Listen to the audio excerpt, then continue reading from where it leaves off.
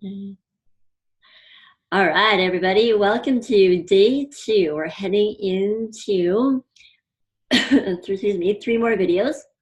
And we're going to be talking about, first of all, how does body talk work? Secondly, body talk addressing hidden aspects within your body mind. So it's going right into the hidden roots of your illnesses. And then thirdly, we're going into the body talk principles, which are really unique. I don't know of any other healthcare system that, doesn't revolve around diagnosis and prescribing. And body talk's premise, its foundation, is that we can do effective work in a healthcare setting while treating an individual without having to diagnose or prescribe. In fact, sometimes those things might even get in the way. And there's also other principles that we dive into. We are big fans of breathing, but I don't want to give it all away just yet. So for our first video, we're going to dive into how does body talk work, and then we'll meet back and we can go through any Q&A that you guys might want to dive into. And if there isn't any Q&A that happens spontaneously or discussion that revolves around the topics, then we'll just dive into our second video. So that's our plan for today. I'm just going to share my screen and we'll get you over to that first video.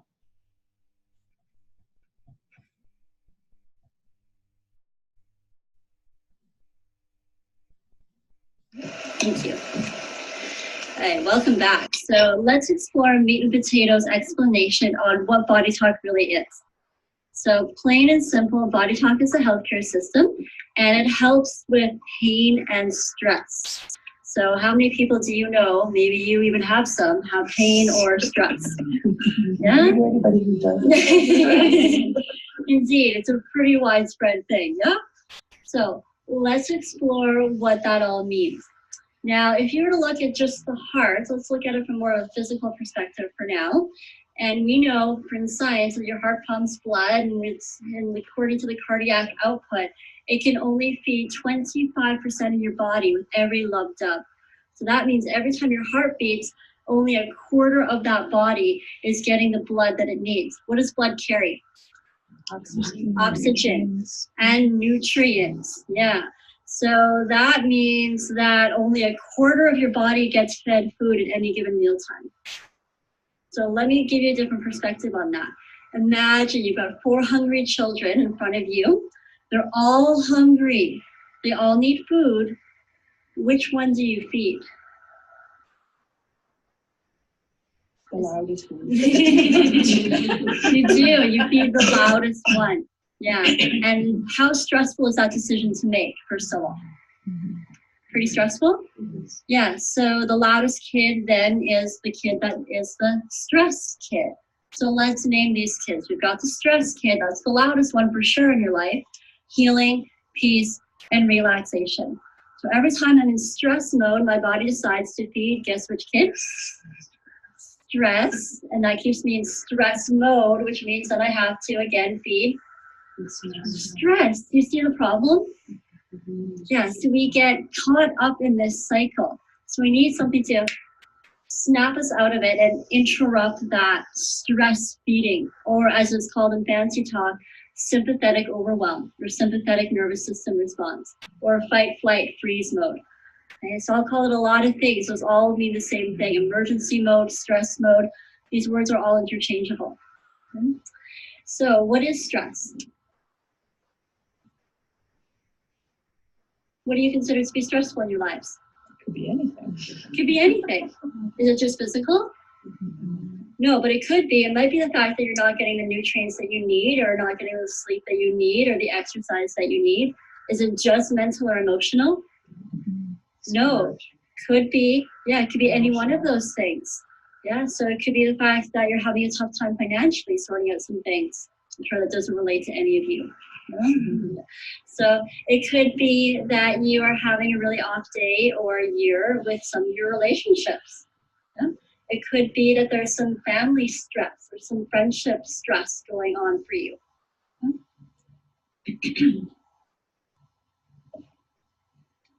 So the only way that the body can respond to stress is to really go into this sympathetic overwhelm mode. It's all it knows how to do. So if you keep seeing everything is stressful, the body's going to automatically keep feeding that stress kit. What's happening to the healing, peace, and relaxation kits? Starving. Yeah, they're withering away. Absolutely nothing is left of them. Okay. So if you're in this emergency mode, then it means that things like your heart rate are going up, your blood pressure is going up. And it's all happening so that you can prepare to fight or to fly away, to run away. Okay? So that would be wonderful if we actually had real stressors, and this is the way the body-mind was created years ago to keep us safe and sound, from our reptilian brain, from our animal system brain, if you want to call it. It's got many different names. So as long as you're in this mode, things like your digestive system shuts down, it can't function. Your immune system shuts down. The endocrine system that rules all the hormones in your entire body, it shuts down. So there's a number of different impacts this has. So all those healing, peace, relaxation systems, they shut down. Now, when was the last time you saw this? You saw a cheetah getting chased by, or a gazelle, pardon me, getting chased by a cheetah. Yeah, we don't live in this world anymore, but our brains still think that it does. So when you get cut off in traffic, the brain doesn't know how to decipher that from being different than a cheetah chasing you and your very life at stake. So it feels a lot like you're in this mode. Now imagine that you are the gazelle for a moment. You're doing your favorite thing, you're peacefully eating your meal, you've got your twigs and your grass and your leaves, and you're really enjoying it, whatever gazelles eat. And then you catch the scent of the cheetah off in the distance. So you are off for the race of your life, you narrowly escape. 30 seconds later, according to National Geographic, you shake it all off, and then you sit down to eat your favorite meal of twigs and leaves and grass again. So put that into perspective for you for one moment. Okay? So imagine there you are, you're doing your favorite things. Maybe you're suntanning, maybe you're scrapbooking, whatever it is. Take a moment, breathe that in and feel it in your body. Imagine that you're there now doing it. Close your eyes if you want.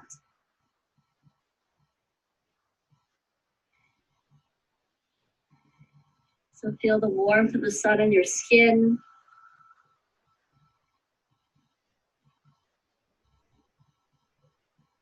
And bang, there's a shotgun.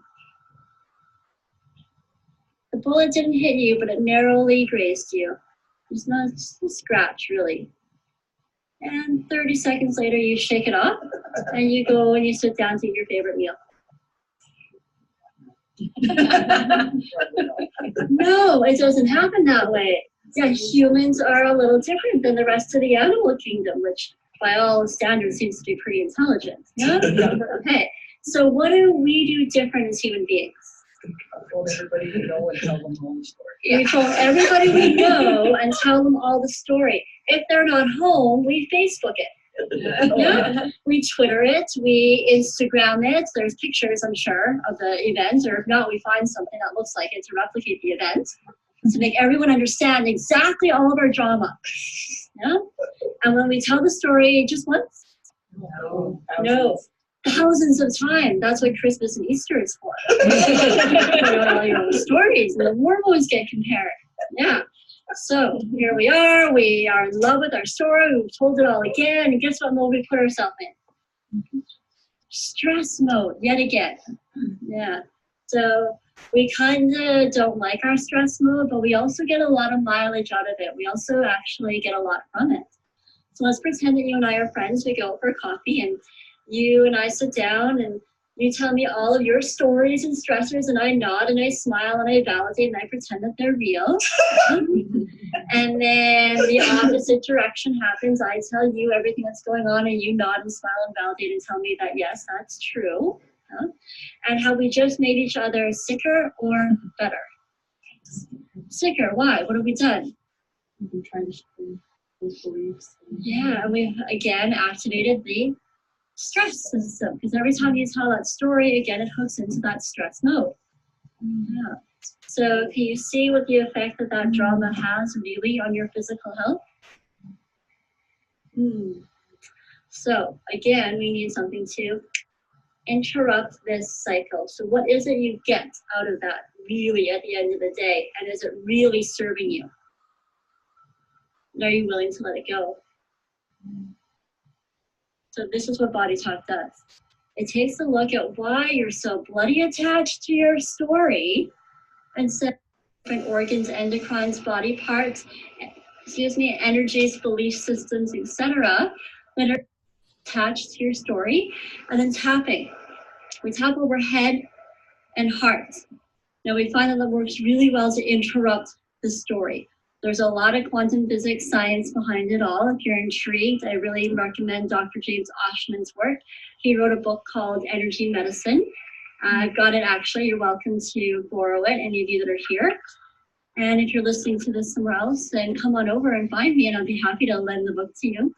The science is really shown, though, that it's set up a soliton kind of a wave, which is the same kind of a wave pattern behind a tsunami, which we're all pretty familiar with. So every time we're tapping over the head, we're setting up a tsunami wave. What do tsunami waves do? Well, they create chaos and destruction, but they do so mindfully. It just doesn't always look very mindfully. When it's happening inside the human body, imagine, for example, we were in a desert with a pile of sand that was all red and a pile of sand that was all blue. A tsunami wave could blow through it, and the blue sand pile might now be over here, and the red sand pile might be over here. Okay? So it's still going to keep the blue sand pile together and the red sand pile together, but it's just going to move things around into a configuration that's healthier for your body to be sustainable. Does that make sense? Okay. So this soliton tsunami wave pattern is set up simply by tapping.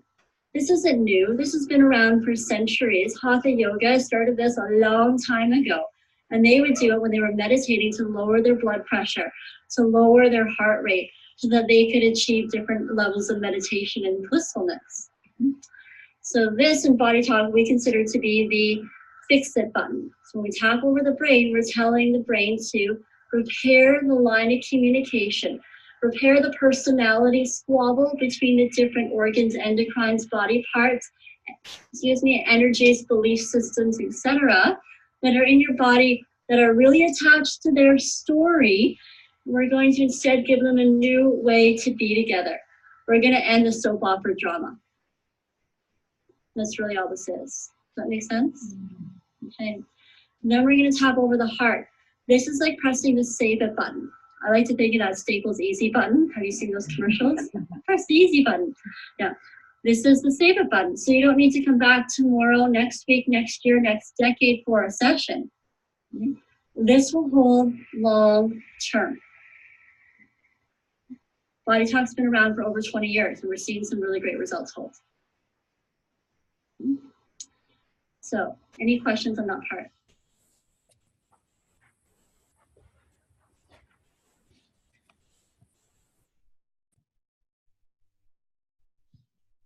Okay.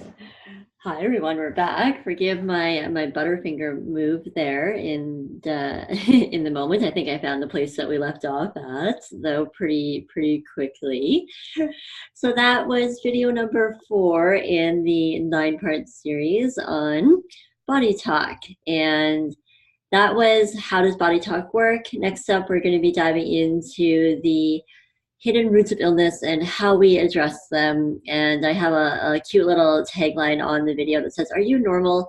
And you'll see what that means as we get into the video itself, because quite frankly, nobody is, and that's a good thing. But more on that later on, and perhaps that may even be a conversation for outside the scope of that video as well.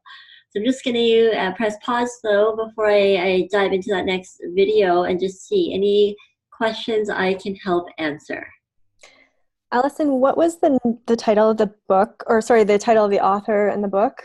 describing the quantum physics realm of body talk, the energy medicine. Yeah, it's James Oschman, Oschman. Thank you. Yeah, you're welcome. It's an expensive book, and I think it's totally worth it. It just depends if you are wanting to like really dig into that and geek out on it. Then I say it's definitely a worthwhile expenditure. There's another great book on some basic quantum physics called Alice in Quantum Lands. So if anybody out there is looking for like a beginner text for quantum physics, that would be, I think, a really good place to start. I forget the author on that one, but it's called Alice in Quantum Land. If you can't find it, let me know. And do I have any other resources? I'm just listening to a podcast right now on CBC with an astrophysicist, Hubert Reeve, and it's pretty awesome. Nassim Haramein and Amit Goswami are probably one of the more avant-garde quantum physicists these days, pushing the envelopes out there in all sorts of fun, wild, quirky ways that quantum physics is known for. And you can check out their stuff all over YouTube and Facebook alike. So I never spell it right. Nassim, I believe, though, is Nassim as in McDonald's. Haramein, Haramein is his last name. And then Amit Goswami, AM as in McDonald's, IT, Goswami, G as in go, OSAW, M as in McDonald's, I. So that is the teachers, anyways, that I've been gravitated to a lot in the body talk realm in particular, because they've spoken at some of our conferences. So we definitely know and love their work a lot when it comes to this healing modality. Sorry, could you spell Nassim's last name again, please? I believe it's Haramein, Haram as in McDonald's, EIN. I believe that's how it's spelled. I know it's Haramein, but I think that's how it's spelled. If you can't find it, give me a message and I will definitely hook you guys up. Thank you. Yeah, you're welcome. Okay, any other questions, comments, Grace? Comments. I loved the visualization aspect that you took people through in regards to feeling the contrast of fight or flight and rest and digest. That was awesome. I think that's a really good tool for practitioners to include in their own presentations. So, well, it's yours. Feel free to use it. You guys have to ask for permission. I always get people asking, can I share your video? Can I share that explanation? Yes, is always the answer. You don't even need to credit me. I mean, sure, if you want to credit me, that's awesome. That's cool. But if you don't credit me, I don't get butthurt or anything. So. Okay. So my mission is just to help get the word out there and help people do their best job in getting the word out there too. Awesome. Yeah. Good. Well, that's awesome. I think we're probably ready then, from the sounds of it, to dive into our next video. And I'm just going to do a quick screen share here, and then we can go over any other questions after that one.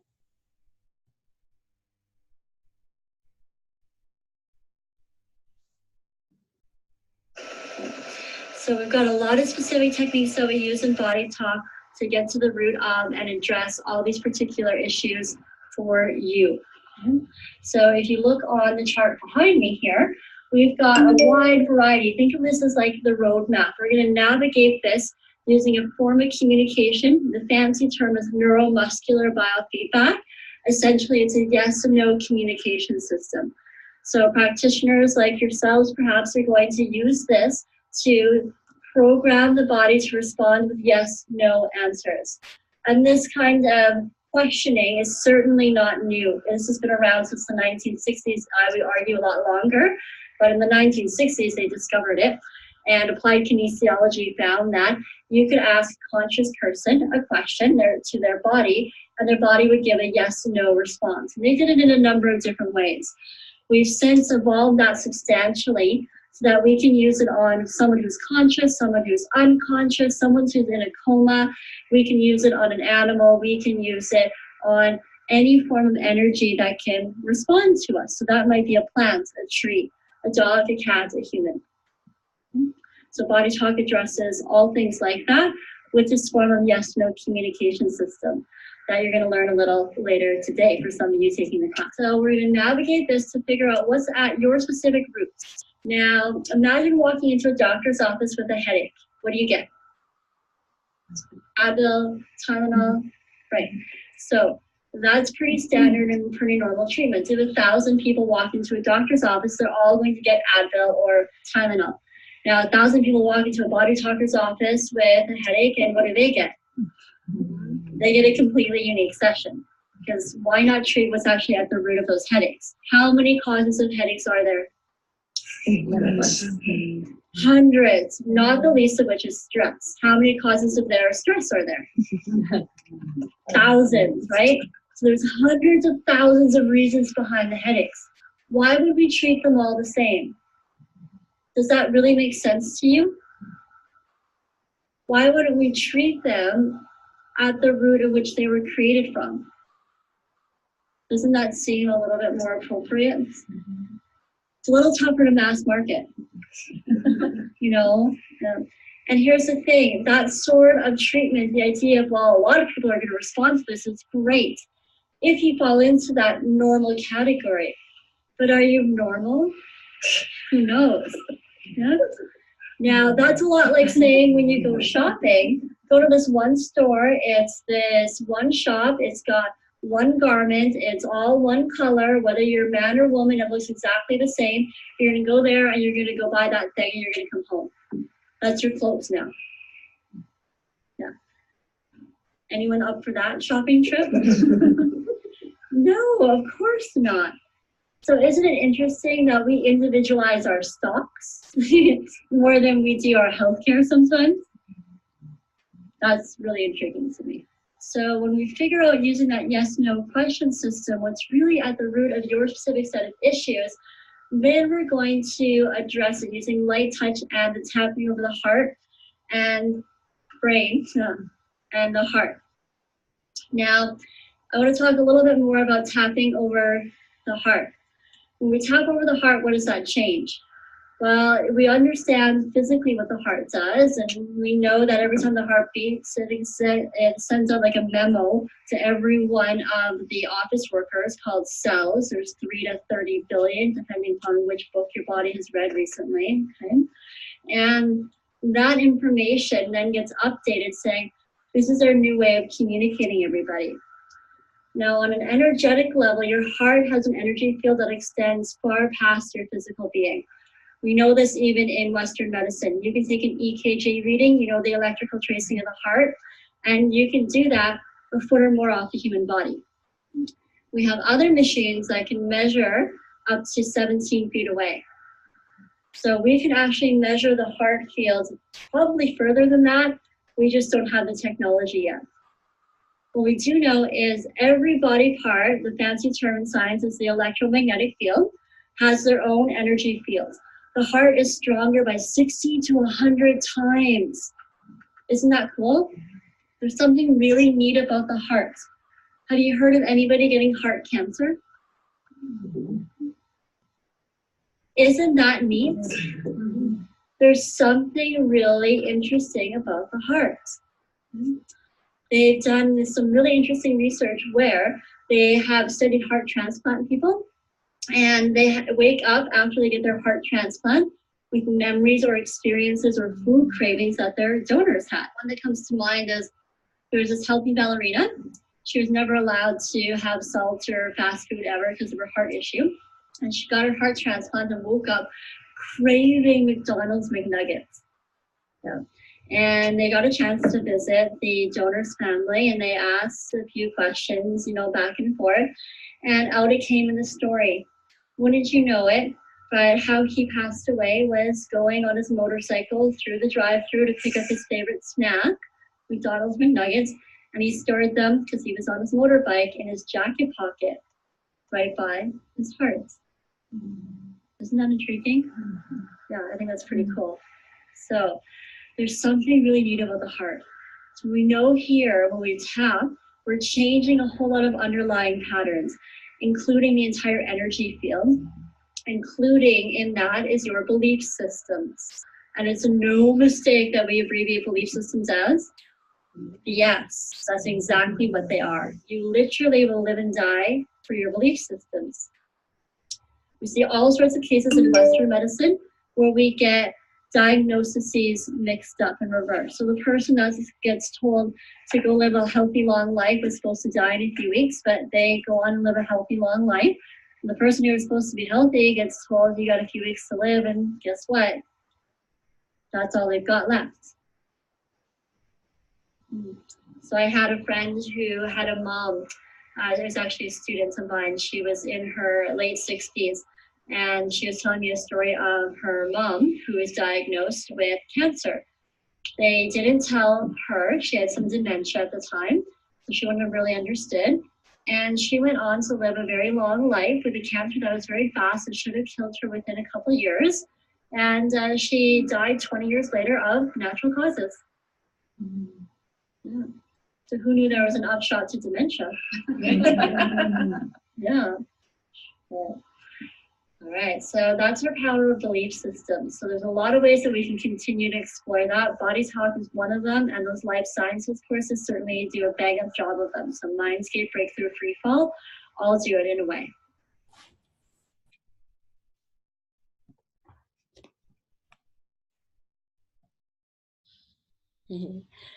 All right, everybody, welcome back. We have our second video for today. It's actually video 5 in the whole series underneath our belts. It's on addressing those hidden roots of illness and how are we actually treating people? Are we treating them as a gigantic group of people that are all likely going to do the same thing, or are we treating people on an individualized basis? And well, clearly we know that we always feel better when we personally get to feel seen and feel heard and not be dismissed. It's one of my favorite things about this healthcare system is that you actually get treated for you. You're treated as an individual with your particular set of issues and stories. And interestingly enough, over the years of doing group sessions, there are a lot of commonalities that are there that aren't necessarily getting addressed. They're slipping through the cracks because not necessarily 95% of the population has them, but there's still commonalities that are there. So this is perhaps one of the most thorough and exhaustive systems I see at getting right into the root of what is undergoing your particular set of issues. So I'm going to take a moment to just check in and see before we dive into our final video on the body talk principles and see if there's any questions, comments, queries I can help out with before we move forward. Okay. All right, it looks like the peanut gallery is satisfied. Okay. Awesome possums. We have our final video of today, number 6, on those body talk principles. I'm going to head to that screen share.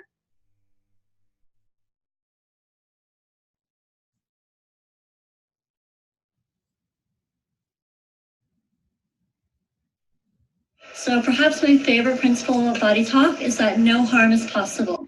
So every single time you get a session, there's always tapping over the brain and over the heart. So when we tap over the brain, if something isn't a priority, the brain simply will implement those changes and nothing will happen because it doesn't have anything to do. It's like telling you, hey, go paint that wall. It's right there. But there's no wall there. How can you paint a wall that doesn't exist? That wouldn't make any sense. Yeah. So that by far, I think, is my favorite, perk, is that nothing bad can happen. The worst case scenario is nothing happens. And I don't know about you, but that's a pretty big relief, considering what I was going to work with in medicine, which I had to learn a lot about the possibilities of what could go wrong and what might happen. They've said, according to the World Health Organization, that the leading cause of death now for years running is, any guesses?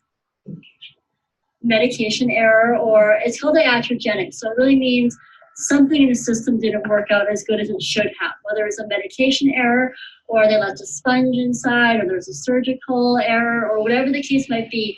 There was an error on personnel, and it happens because we look at the stress that our our healthcare workers are under, it's absolutely ridiculous. No one can be expected to perform at 100%, and especially not under those conditions.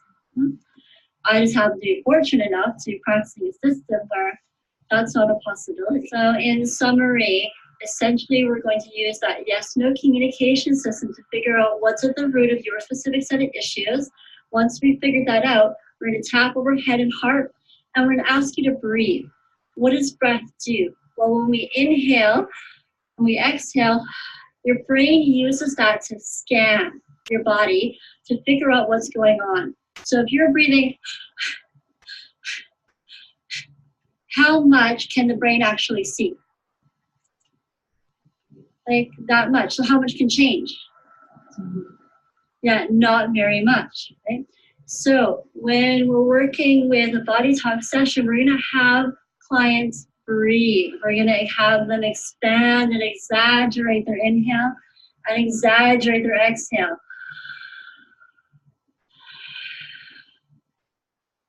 Now what can my brain see? And now what's possible to change? Oh, right. So the inhale is used to scan what we call the higher frequencies. These are the things that you can't physically see, touch, and feel. Unless you're a cat, which, that would be very much obvious, and your chakras are physical things, so you can see, touch, and feel those things. Or you're a dog, or you have some other capability to see beyond the standard physical senses. So those are like your belief systems, your ideas, your attitudes, your personality, your meridians, your chakras, etc. Now your lower frequencies, every time you exhale, those get scanned. So what are lower frequencies? Those are things that you can physically see, touch, and feel. So your bones, your muscles, your organs, your endocrines, your meat and potatoes. Okay? So the body's going to scan those to figure out, again, what's at the root of your specific set of issues. So even if people have asthma or breathing problems, this will still work really well for them. Okay? So you're going to be able to get a large chunk of issues, even within a breath that's or a little bit shorter. But if you're healthy enough to be able to exaggerate more, then we're going to catch even more. Now, the great thing about body talk is it can help take your breath from here to here. And having had asthma for 25 years before body talk and free fall, I'm pretty grateful to now be in this category of breathing for the first time in years. I should also mention that when we do this, we work really respectfully. So this is not a system for diagnosis. So we can't tell you if you're pregnant or not. We can't tell you what lotto numbers to pick, okay? We can't tell you if you have cancer or not. We can't tell you what diet you should be on, what prescription you should be on, what supplement you should be on, okay? Unless you're a practitioner that has a license to diagnose, we don't diagnose in body talk. We don't have the training for it. Plus your body will misinterpret those questions. So are you pregnant or not? Well, everybody's pregnant with something. It might not be a baby, but it might be a burden that you're bearing. It might be an idea you might be creating. There might be a new project or a transition that you're getting ready to dive into. Yeah, does that make sense? Okay. Does your body have cancer? Well, yeah, and it should. Every few months, you get a surge of cancer cells through your body. They're phagocytic, meaning they eat dead stuff, and they're designed to clean stuff out. Now, if they forget how to die and become unhealthy, then they get labeled as cancer, as you know it. But everybody has periods of cancer all the time. This is normal and healthy. Does that make sense? Mm-hmm.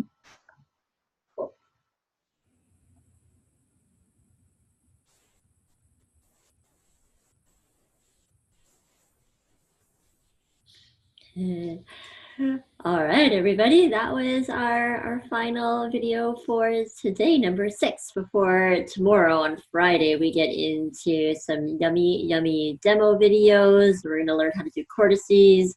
And at the very end of that I'll be going on Facebook Live to do a group session. So know that our format for tomorrow will actually look a little bit different than it has been.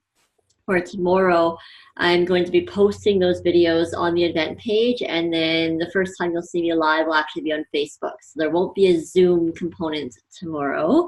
It'll just make more sense because I can't transition very easily between getting everybody on Zoom to everybody on Facebook Live. So we're going to do it that way. And Facebook doesn't, unfortunately, allow me to do a live and share my desktop screen. So I can't share the videos in a live viewing in that form. So that's the plan for tomorrow because of the restrictions on Facebook currently. But perhaps down the road they'll change that, so it'll be more amenable for our needs. I'm going to pause and just check in with everybody. If you have any queries, any comments, any questions, anything I can clarify for anybody, this is your opportunity while you have me live before we meet again tomorrow. Just in regards to tomorrow, is the live demo going to be posted on Facebook, like from Facebook Live? Yes, right? So I'll do the Facebook Live, and then I will share the recording of the Facebook Live in a couple of spots. You'll see it on that event page, and then I'll also be posting it on my own page for my business, Vibrant Transformation, my personal profile, Alison Bachmeyer, and I'll put it on my YouTube channel as well, because I've learned how to do that. So you can actually share your Facebook Lives to YouTube. So you'll see those there as well. You're going to have to teach me how to do that. You know what? Every time I do it, I have to go watch a video again on how to do it. So yeah, fair enough. Not my natural state, but I will remember how to do it again tomorrow. And if you get me quick enough before I forget again, I will happily do that. Okay, awesome. Thank you. Oh, you're welcome. Anything else I can address for anybody before we end our time together for today? I think I'm good. Thanks so much. Yeah, awesome. Sharing everything. Thanks, everybody. I really appreciate your energy, your time, and I know that I'm available if questions pop up later on for you. You know how to get a hold of me: Facebook, Instagram, email, carrier pigeon maybe one day, phone, whatever's easiest for you. Okay. Thanks so much, Allison. I'm going to sign off for now, and we'll meet again tomorrow. Bye, everybody. Bye.